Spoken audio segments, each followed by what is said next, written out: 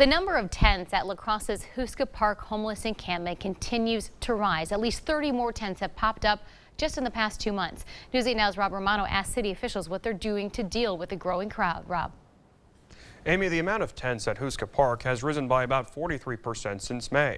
I went to Houska earlier, and I also spoke with city officials about the issue of homelessness in La Crosse. First tent was right there by that tree right there. Ryan Henningsgaard used to live at Houska Park until a local realty company gave him a place to live. Munson Realty here in town gave me a chance. But Henningsgaard still comes down here to reflect on how other homeless people are doing. And these days, he's concerned. I would basically call this a crisis. According to numbers from a spokesperson for the city of La Crosse, the amount of tents at Houska Park has risen from at least 70 back in May to more than 100 as of June 28th. That's an increase of about 43%. I think the problem in general leads to frustration. Parks and Recreation Director Jay Odegaard says the city isn't sure what to do this winter because the amount of homeless people has surged. If the numbers stay the way they are, you know, what are we?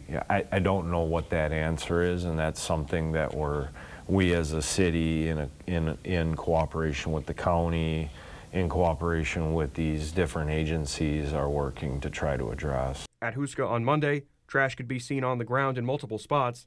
A woman we spoke with who didn't want to be identified said she's been seeing more crime at the park. She recalls a time when she returned to her tent after a doctor's appointment nearby. My tent was completely trashed, spray painted.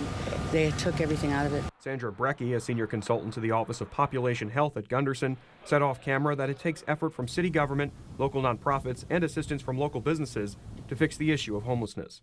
Henningsgaard, someone who was once homeless himself, agrees. I think if everybody did what they could do to alleviate this problem from society, then there wouldn't be such a eyesore, and I don't think people would be as angry.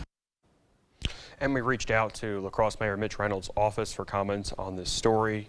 He could not be reached just yet, and on that note, Amy, I'll send it back to you. All right, thank you, Rob. The Housing and Community Services Director at Coulee Cap says nonprofits are working with the city's homeless population, but they need more resources.